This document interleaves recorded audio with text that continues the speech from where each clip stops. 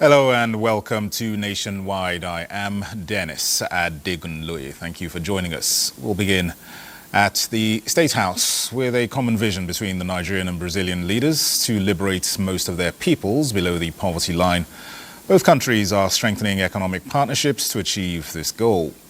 In this regard, President Bola Tinubu received a Brazilian delegation led by the country's Foreign Affairs Minister Mauro Vieira to discuss some areas of expansion in the relations. The delegation was primarily in the State House to deliver the invitation of the Brazilian President Ignacio Lula da Silva, inviting President Tinubu on a state visit to Brazil. The Nigerian Foreign Affairs Minister Yusuf Tugar and his Brazilian counterpart also briefed President Tinubu on an earlier discussion on the strategic dialogue existing between Nigeria and Brazil.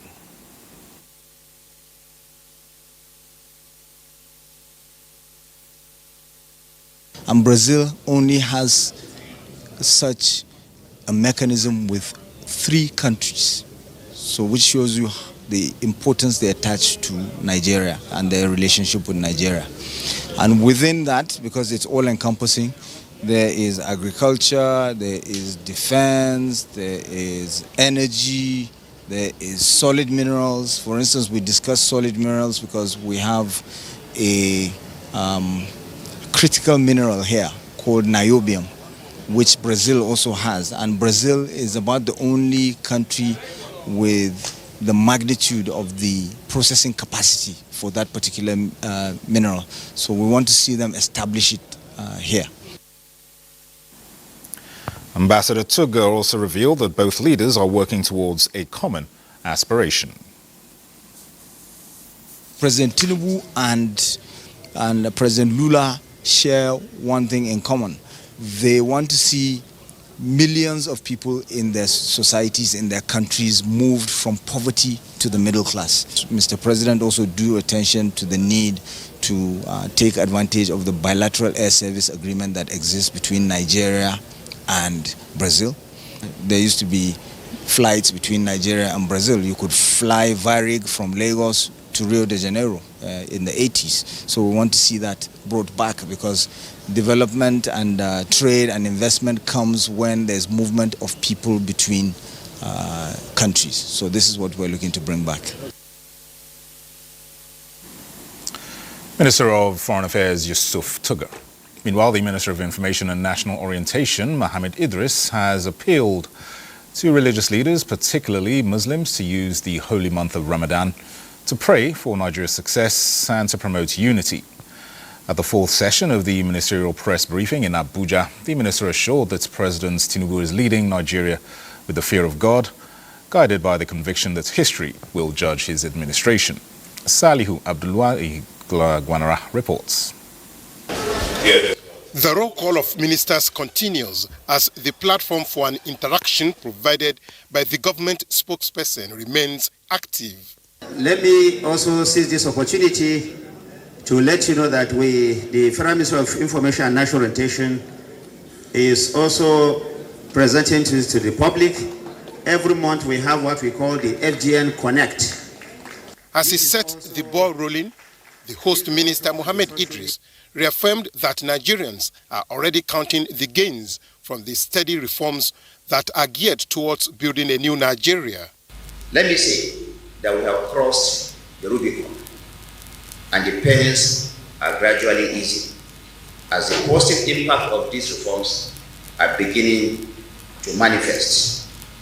Already, we are witnessing a marked reduction in food prices, stability in the exchange rates, and a gradual decline in the cost of petroleum products, which are clear indicators that reforms are indeed yielding positive results. He's emphatic that the ministry under his supervision will remain a watchdog of the society to ensure that citizens remain actively engaged in the nation's governance process. I want to urge all our Muslim and Christian leaders, particularly during this period of Ramadan and the Lent, to continue to pray for Nigeria's success. With unity, faith, and collective effort, we will emerge stronger, more resilient, and positioned for lasting prosperity. So far, 30 ministers have given the scorecards of their ministries, including the Minister of Aviation and Aerospace Development, who has appeared twice in Abuja, Salihu Abdullahi Gwanara, NTA News. To the National Assembly now, where the Senate has restated its resolve not to be distracted from its constitutional mandate as it remains resolute to consolidate on achievements in working to ensure progress of the country. The lawmakers also passed a vote of confidence on the Akpabio-led leadership of the Senate. While referring to events of the past weeks in the Senate, the Senate leader, Okpeyemi Bamidele, reassured the public that the Senate will not stand in the way of justice.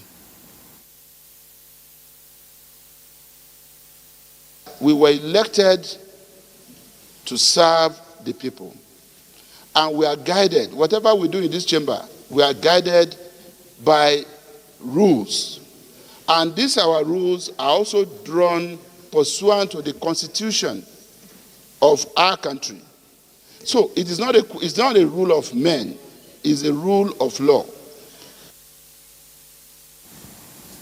Meanwhile, the President of the Senate has expressed appreciation to his colleagues for being resolute and adhering to the rule of law. He says Senator Natasha Akpoti-Uduaghan's presentation at the Interparliamentary Union, IPU, was a distortion of facts and an embarrassment to Nigeria, adding that the prompt response by Representative Kafilat Ogbara through a press conference was apt.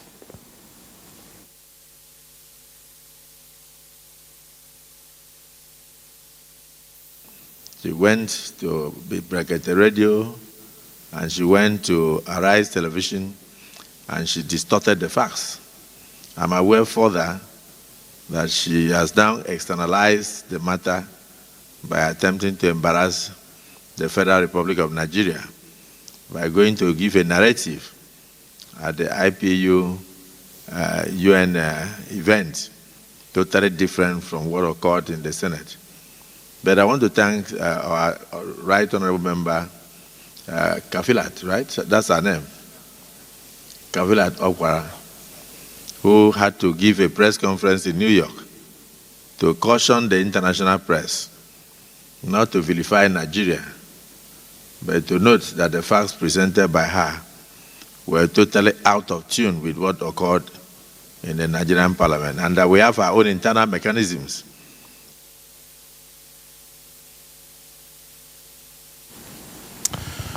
Meanwhile, Senator Natasha Akpoti-Uduaghan, representing Kogi Central, has filed a contempt charge against Senate President Godswill Akpabio following her 6-month suspension. The charge, contained in Form 48 of the Federal High Court, Abuja, also names the Clerk of the National Assembly and Senator Nida Maswem, Chairman of the Senate Committee on Ethics and Privileges, as contemners. Senator Uduaghan claims her suspension violates an existing court order issued and purportedly served on the alleged contemners. In an ex parte motion, the Federal High Court had ruled to halt any investigation into the senator's alleged misconduct, which originated from a February 20th, 2025 plenary sitting. The interim injunction prevents the Senate committee from continuing its inquiry until a formal ruling is made. In response to the lawsuits, the Senate presidents challenged the court's jurisdiction, arguing that the Senate should not be subjected to external interference. The court has set March 25th, 2025 for hearing of the matter. In the meantime, the House of Representatives has adopted the reports of its Finance Committee on the 4 tax reform bills. This followed clause-by-clause consideration of all relevant amendments on the bills at the Committee of the Whole. Some of the amendments include retention of the value-added tax rate at the current 7.5% as opposed to a staggered increase, and extension of income tax exemptions to specific agricultural businesses and military officers.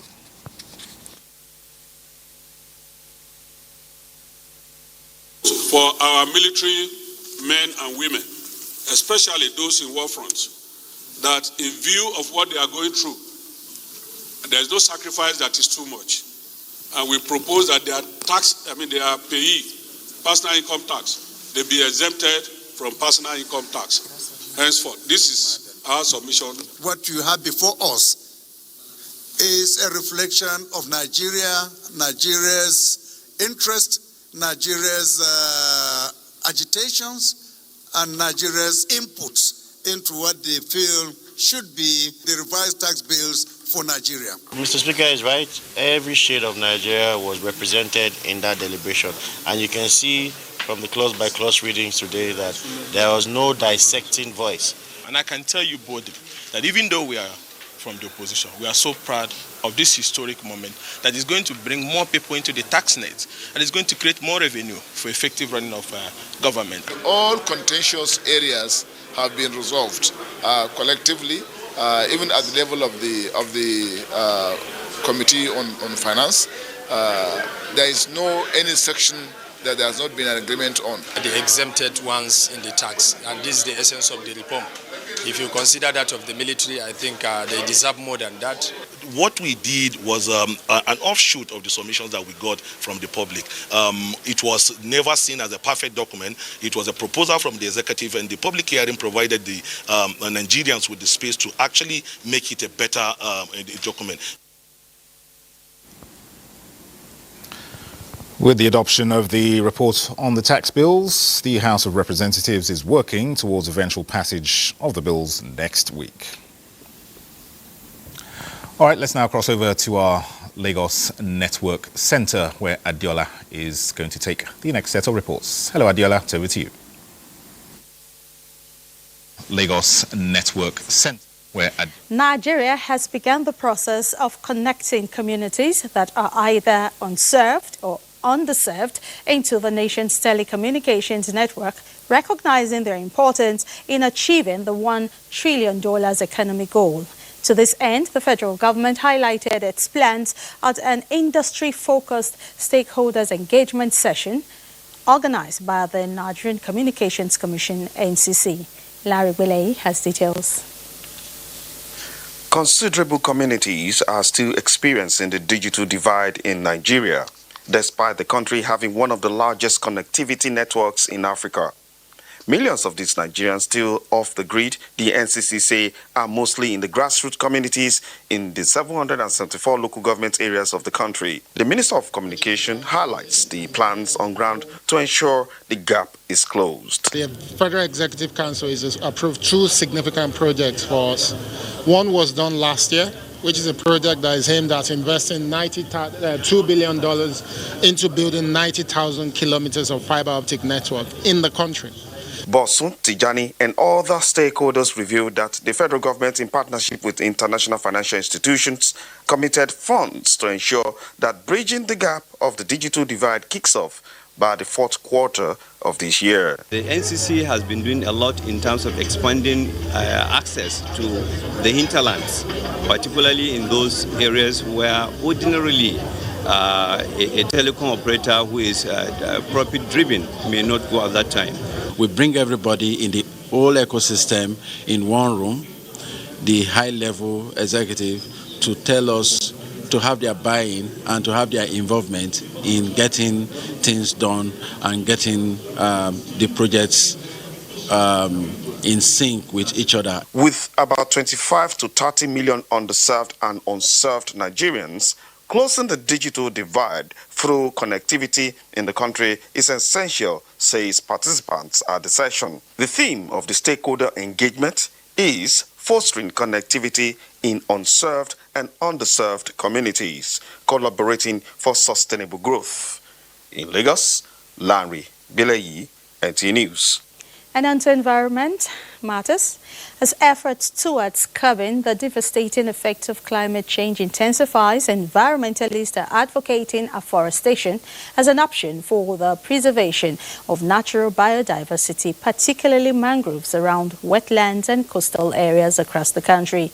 This is the message conveyed through an exhibition of paintings to increase awareness and showcase nature's benefits of the mangrove. Diana Ajali has the report.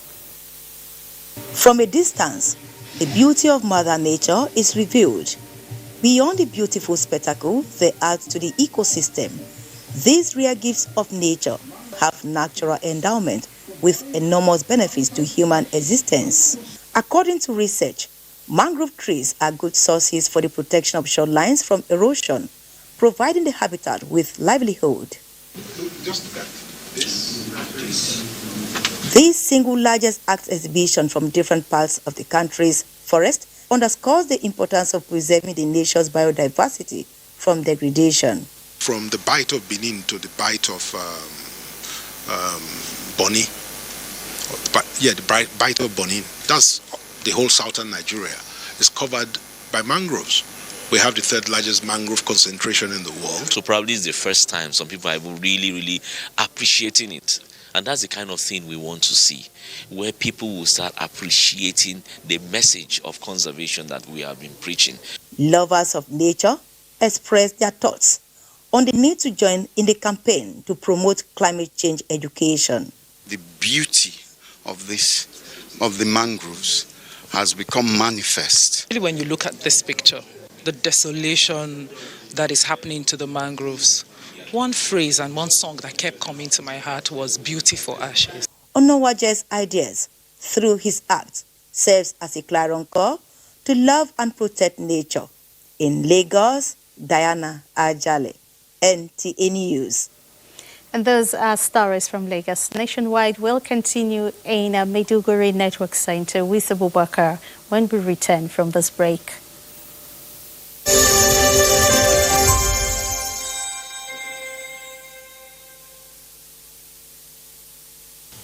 I am Oluremi Tinubu, the global and national Stop TB champion. Many people have asked why I've chosen to champion the fight against a disease like tuberculosis. My reason stems from a deep personal experience. I once had a friend who unfortunately fell ill and concealed the nature of his sickness until it was too late. Eventually, after he passed, we discovered he had tuberculosis. Sadly, due to the stigma and discrimination surrounding the disease, he would not speak up or seek for help. His death was a painful reminder that we could have intervened and saved a life if only we had known earlier. Tuberculosis is an airborne disease that primarily affects the lungs, but can also impact other parts of the body. Being airborne means anyone, regardless of their social economic status, can contract it. In Nigeria, one person dies of TB-related illness every 7 minutes, amounting to 206 deaths every day. Globally, one person succumbs to TB every 25 seconds, which is a staggering 3,456 lives lost daily. These deaths are entirely preventable because TB is curable if detected and treated early. If you or someone you know has been coughing for 2 weeks or more, coughing up blood, experiencing night sweats, or losing weight drastically, it might be TB. Please visit the nearest government hospital or primary health care center for proper diagnosis and treatment. TB treatment is free in all government and some private health facilities. Let us also remember not to stigmatize or discriminate against TB patients or those who have been treated for TB. Individuals who have been cured of TB cannot infect others. I call on all stakeholders, especially the private sector, to join us in the fight to end TB in Nigeria. Together, we can make a difference. Remember, TB anywhere is TB everywhere. End TB by 2030. Yes, we can.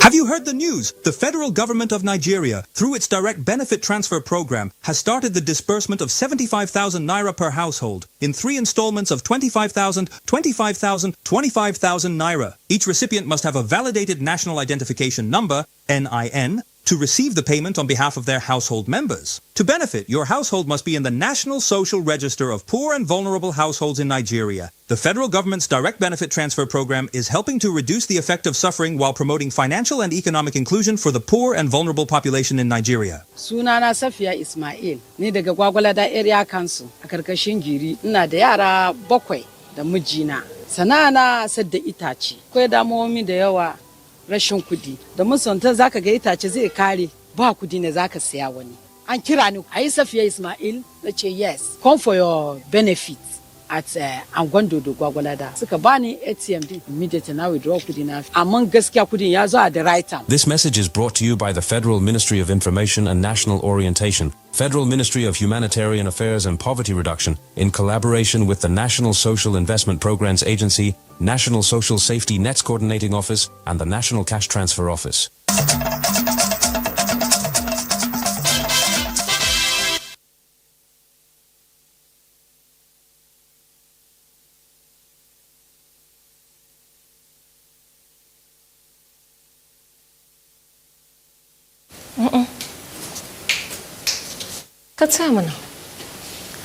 Welcome to Maiduguri Network Center. Borno State government has approved construction of new general hospitals in 5 local government areas in the state. Governor Babagana Umar Zulum announced the establishment of hospitals in Askeroba, Magumeri, Gubio, Mafa, and Dikwa local government areas during inauguration of eye and dental hospitals in Biu. Mohammed Goni reports. The inauguration of the newly built twin hospitals came to fruition 1 year after the state authorities performed the groundbreaking ceremony for their construction in March 2024. The newly inaugurated 40-bed capacity eye hospital, equipped with advanced diagnostic and surgical facilities, is to address the growing need for ophthalmological care in the southern region of the state. Similarly, the 30-bed capacity dental hospital will provide comprehensive oral health services, including preventive care and restorative treatments, ensuring that residents no longer have to travel long distance for dental care. The governor also approved appointment of a team of highly trained medical doctors and specialists who will offer treatments for cataract, glaucoma, and other vision-related ailments. Healthcare is one of the cardinal pillars of the Borno State 25-year development plan. The 10-year strategic transformation initiative. Reflecting on this commitment, we allocated 15% of the state budget to health sector in the 2024 budget. Commissioner for Health and Human Services, Professor Baba Malumgana, said Borno is the first state in Nigeria to construct eye and dental hospitals in each of its senatorial zones. The health sector is a complex ecosystem which we cannot achieve meaningful progress without the active participation of all stakeholders. Emir of Biu, Mai Mustafa Omar Mustafa, member representing Biu at the State Assembly Yakubu Kimba, and the local government chairman Saleh Ali Abubakar appreciated the governor for the numerous developmental projects executed in Biu. While in Biu, Governor Zulum also inaugurated 60 classroom mega secondary school at Miringa, 10 kilometers away from Biu, designed to accommodate more than 1,300 students in Maiduguri. Mohammed Goni, NTA News. Now, and wife of Borno State Governor, Dr. Falmata Babagana Umar Zulum, has flagged off the distribution of food items at the Muna IDP camp in Maiduguri. The program, under the Renewed Hope initiative of the First Lady, uplifts the lives of vulnerable individuals and change their narratives. Umar Jambarima reports. Renewed Hope Initiative is a program initiated by Nigeria's First Lady, Oluremi Tinubu, aims to support vulnerable women and internally displaced persons, promoting significant positive change in their lives. Dr. Falmata commended the First Lady's foresight in making a significant impact on the lives of the less privileged, particularly in Borno State. She emphasized the timelessness of the gesture coinciding with the month of Ramadan. Dr. Falmata called on other agencies, associations, and philanthropists to emulate Renewed Hope Initiative's effort while emphasizing the need for transparency in the distribution of the food items to ensure they reach targeted beneficiaries. May Almighty Allah reward her abundantly and continue to guide and protect her in her noble endeavors. May Allah accept our fasting, prayers, and charitable deeds during this blessed month of Ramadan, and may He bring peace, prosperity, and blessings to Borno State and the entire nation. Commissioner for Women Affairs Suwera Gambo praised the efforts of the First Lady and Dr. Falmata, acknowledging the visible impact on the lives of the less privileged and IDPs. Stakeholders urged beneficiaries to intensify prayers for their safe return to their ancestral homes. As peace gradually returns to the area, beneficiaries expressed gratitude for the support, which they noted was coming at the right time. In Maiduguri, Omar Jimbarima, NTA News. And those are the reports from Maiduguri. It is now back to Dennis in Abuja for the continuation of Nationwide. Good evening. Good evening. Many thanks, Wadiam. Now, despite being banned, the AMAC Revenue Task Force has continued to harass motorists and engage in unprofessional activities in the FCT. Kama provides an update on their operations and the public's reaction. AMAC Revenue Task Force has been accused of using aggressive tactics to harass motorists, causing risks to lives and property. The authorities have taken notice, and the Abuja Municipal Area Council has responded to the criticism. And for us to take proactive measures, we needed to ensure that we come up with a body that will be to some extent transparent. And any moment from now, the council will inaugurate the new AMAC task force, which is expected to carry out this function with checkmating. They will be checkmating the activities of the AMAC task force as well. The AMAC chairman had halted the task force operation in August 2024, but they've resurfaced in January 2025, sparking concerns about their motives and method. Most of them are not even with uniform. They don't even have ID card. They are just behaving like all this tat. But the way they used to embarrass us is very, very wrong. Should do something about it. They can do that to even a foreigner, and that creates an impression which is not too good. Coach them, they just need coaching. Agberos needs coaching to do the task force work. The AMAC task force's resurgence has raised questions about their accountability and transparency. Kama, NTA News. And now I have joining me in the FCT, Aisha Uba Ali, who will give us more insights on this worrisome activities of the AMAC task force. Hello, Aisha. Just provide a broader update on the task force team's activities beyond what we saw in that report there.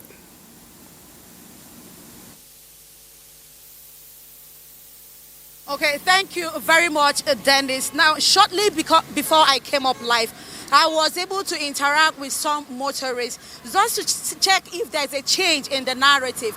But sincerely, there's no more change. It's just what we saw in that report. Now, first thing first, what is the responsibility of the Abuja Municipal Area Council Task Force team? They are supposed to be enforcing and ensuring that the commercial vehicles and company vehicles register with the area councils. Now, in FCT here, the commercial vehicles have distinct number plates, which is red in number and red in color rather, and they are mostly colored vehicles. And the company vehicles have logos and sometimes even inscriptions. So there's no need for the method they have adopted to carry out their responsibility, which is very injurious to road users, to motorists, even the tax team itself. Now, looking at what the AMAC spokesperson, Mr. Enang, has said, he has assured us that they want to sanitize the whole activity of the task force to ensure that people within the Abuja Municipal Area Council carry out their businesses lawfully, without any harassment, without any intimidation. Just like my colleague there, Kama said last year, they were suspended by the area council chairman, Christopher Zaka, but just to resurface this year. So we don't know where that gap is. Maybe the person that is supposed to implement directive effectively could not do the assignment. But from our interaction with Mr. Enang, these this team are going to undergo training, and after the training, they will be given identity cards, perhaps to ensure that criminals don't infiltrate into the tax team. And maybe after the training, they'll be able to carry out their assignment in a more friendly and warm ways instead of the way we have seen them carrying out their responsibility. All right, Aisha, many thanks for giving us that update. We certainly hope that the task force that is coming in will be far more professional than the ones that we have seen previously. Many thanks, Aisha. Now, in the spirit of the Ramadan, Senator representing Sokoto East Senatorial District, Ibrahim Lamido, has distributed 16 trucks of 50-kilogram bags of rice, cash, textiles, and copies of the Quran to ulama and other constituents. The exercise was performed by Kabiru Shehu Sakin Fulani, who called on the beneficiaries to make good use of the gesture. Abdullahi Umar Lalu completes the reports. In a breakdown of the distribution, 200 ulamas were presented with clothing materials, 20,000 naira and 50 kilograms bags of rice each. Similarly, 16 trucks of 50-kilogram bags of rice were given to people, among them orphans and other vulnerable groups from the 8 local government areas that made up Sokoto East Senatorial District through their coordinators. The whole idea is to bring relief to the constituents and by extension contribute to the propagation of Islam during the holy month of Ramadan. Kabiru Sarkin Fulani, who stood in for Senator Lamido, enjoined the beneficiaries to use the items wisely, describing the efforts as worthy of emulation.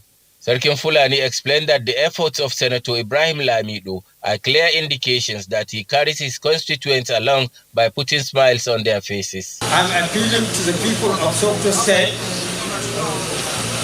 to support Lamido's program. Also pray Almighty God to continue uplifting Senator Ibrahim Lamido to the high hill, to where we have never expected, to above where he is now. Other democratic dividends in the pipeline by the senator include vehicles, tricycles, motorcycles, sewing machines to empower people in the areas. Senator Lamido also commended the federal government for its continued efforts in ensuring relative security across the state, acknowledging the significant strides made in curbing criminal activities and enhancing the safety of citizens. The beneficiaries represented expressed their gratitude to Allah and the benefactor for his various interventions to uplift quality of life of his people. From Sokoto, Abdullah Omar Ilalu, NTA News. Let's focus on some infrastructural developments now. President Bola Tinubu is determined to ensure the Sokoto-Badagry superhighway is completed within the specified period for the development of the country. Minister of Works David Umahi stated this while inspecting a section of the highway in Kebbi State. Abdul Jalil Mohammed Bawa reports.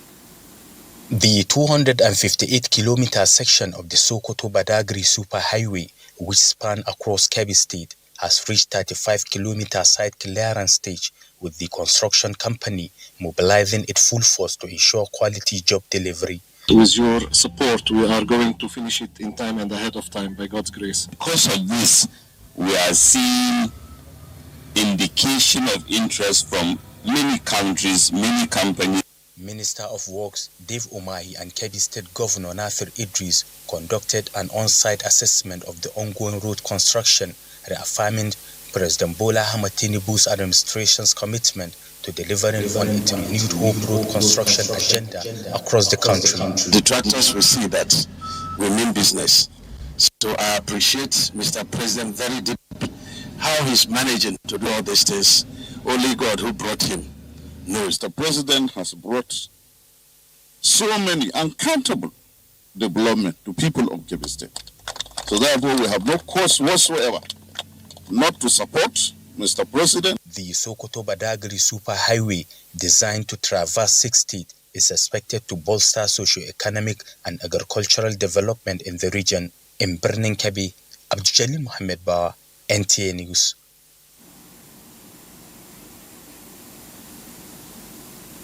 Meanwhile, the federal government is making significant strides in infrastructural developments, prioritizing high standards and timely completion of road projects across the country to drive economic growth. Minister of Works David Umahi emphasized this commitment while inspecting the Sokoto Talata Mafara Rigid Pavement Road project. Bashir Ibrahim Nababa reports. Section 4 of the Sokoto Talata Mafara dual carriageway under construction covers a distance of over 105 kilometers. During an inspection to the site, the Minister of Works, David Umahi, received updates from the State Controller, Federal Minister of Works, Kasim Megondu. The Minister, David Umahi, expresses satisfaction with the quality of work and urged the contracting firm to ensure that the road pavements are maintained properly. So I'm giving this axis that we passed. Within the next 2 weeks, the existing pavement must be maintained with asphalt. Must. If it's not maintained, we stop this work. We must reduce the sufferings of our people.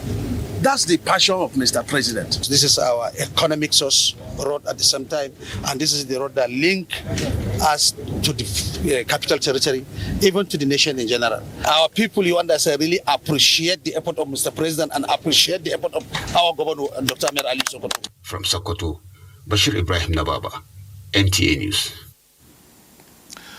Well, let's cross over to Enugu, where Chiogonu is standing by to tell us more about the ongoing reconstruction of the collapsed Enugu New Artisan Bridge. Hello, Chiogonu. What can you tell us?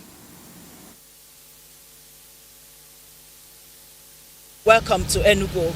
Actually, I'm standing at the bridge. I am actually standing at the bridge. The federal government has funded this bridge since 2023 when it collapsed, and this year it is almost completed. The site engineer said it's 98% completed because of the funding by the federal government and supervision. Their intervention spurred the contractor into work, and he has done a qualitative job by people who have come here to see what the job is.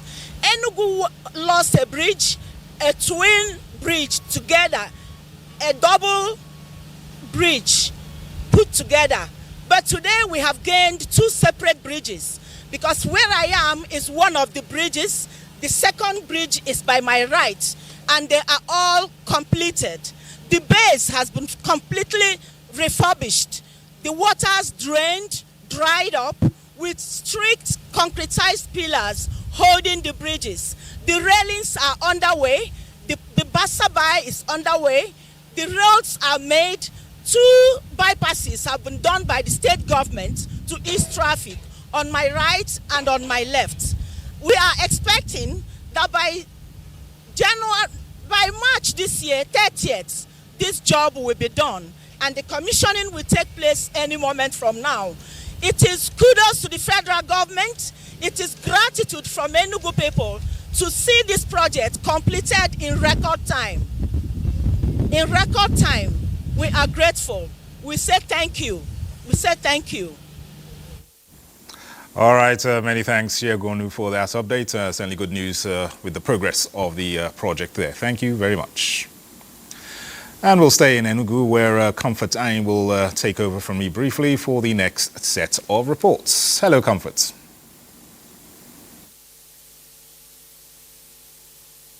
And welcome to Enugu Network Center. Making policies and initiatives aimed at actualizing the Sustainable Development Goals, SDG, by 2030 is a priority agenda of Enugu State Government. Governor Peter Mbah made this known at the Southeast Regional Consultation on Nigeria 2025 Voluntary National Revenue. Chika reports that key players converged on Enugu to identify successes, challenges, and project the way forward.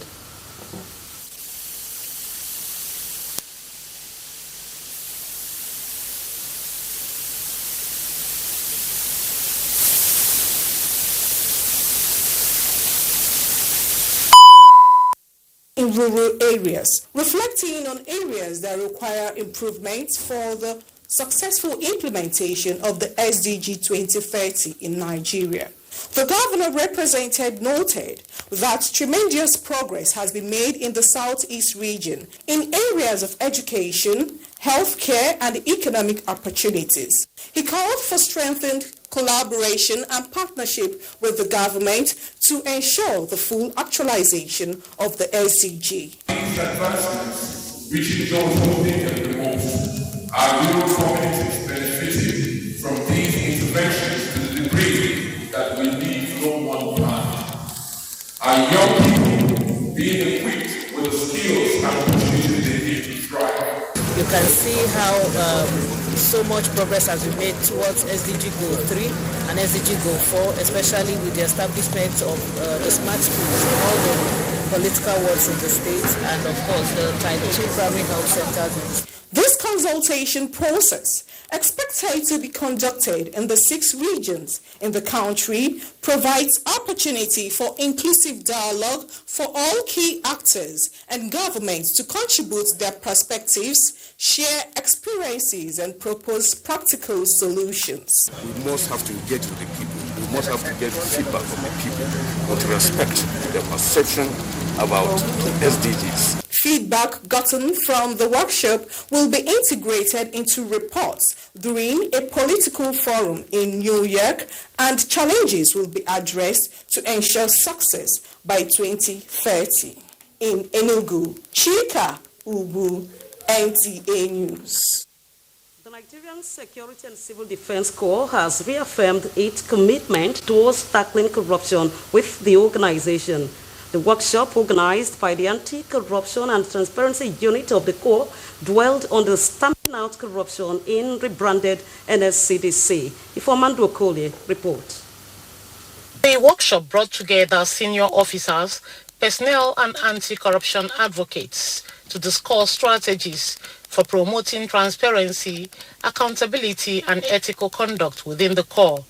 Represented by the Deputy Commandant Administration, Raphael Eledo, Abia State Commandant of the Nigerian Security and Civil Defense Corps, extolled the leadership qualities of the Commandant General of the Corps, Ahmed Abubakar, for his unwavering commitment to anti-corruption efforts, which he demonstrated in the launch of the whistleblowing policy. We know where we are, that with corruption we can go nowhere.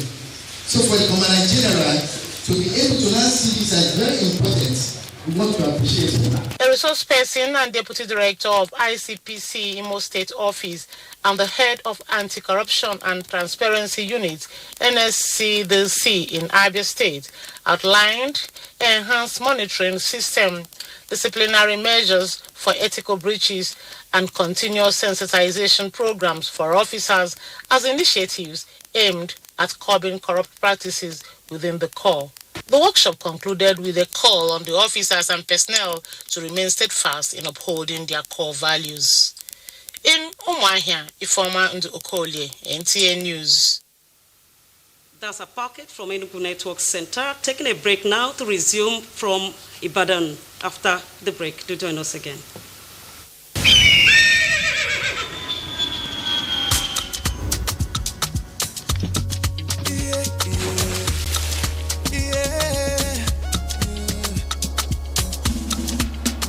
Right here on the 21st of March. Afro Sport, your freedom of sport.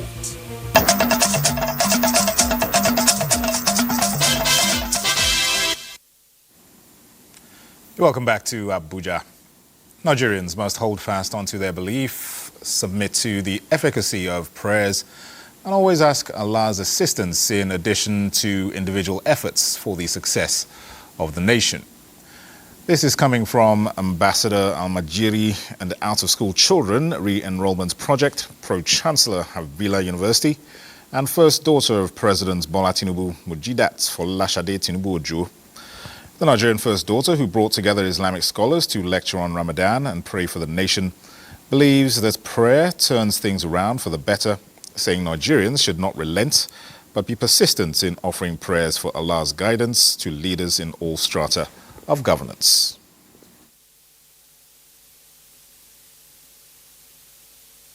May Almighty Allah in His infinite mercy accept all our ibadahs and grant us our heart desires, grant us Al-Jannah Firdaus. A part of gaining the pleasure of Allah subhanahu wa ta'ala when you fast, refine human being in terms of your character, in terms of how you relate with others. And Allah subhanahu wa ta'ala continue to help our leaders in order to discharge their duties.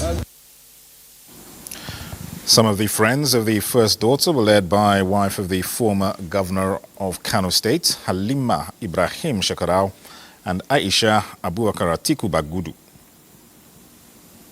All the Muslims to recite together with us. Allahumma salli ala Sayyidina Muhammad wa sallim. The gathering appreciated President Tinubu's administration for making efforts to reduce prices of food items, imploring the administration to further improve on that. Now, the federal government is driving strategic policies, improved financing and strengthening partnerships targeted at transforming Nigeria's health sector. Coordinating Minister of Health and Social Welfare Professor Mohammed Ali Pate at the Health Development Partners Retreat in Abuja highlighted government's efforts in developing and implementing the Health Sectoral Renewal Investment Initiative. The minister hinted at Nigeria's efforts to establish a sustainable pharmaceutical industry that will not only meet domestic demand, but also serve other African countries under the African Medicines Agency framework.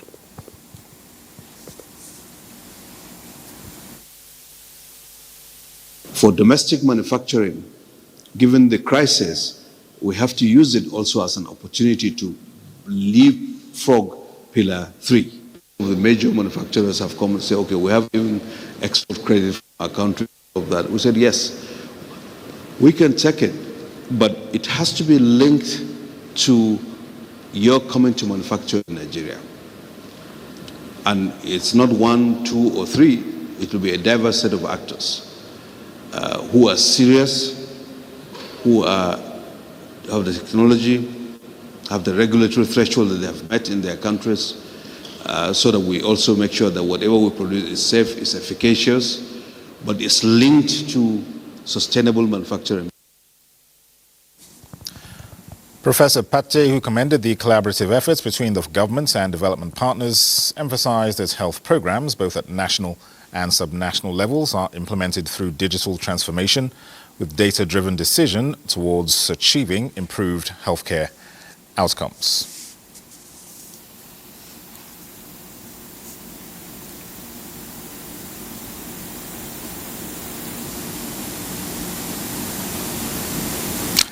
Some party politics now. The governing All Progressives Congress has welcomed a heavyweight from Oyo State, Colonel Wenga Adegbola, into the party fold following the convincing track record of the party and President Bola Tinubu's renewed hope agenda.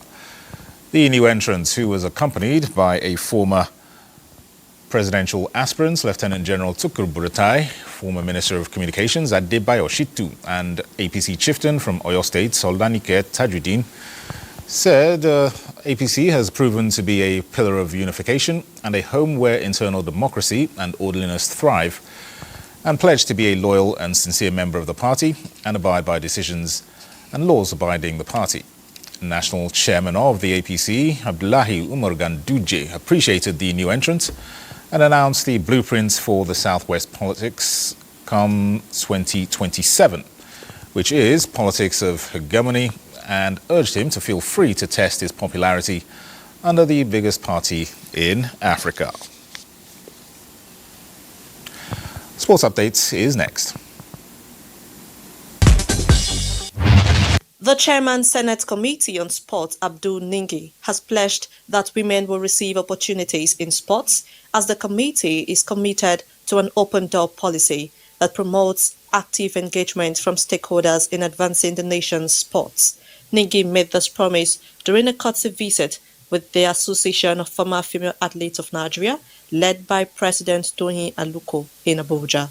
He highlighted that the Senate mission is to overhaul Nigeria's sport framework to generate employment and contribute to the country's economic growth. We are going to make sure that we have a relationship with the Ministry of Finance, whereby federations' money should be brought to them for camping.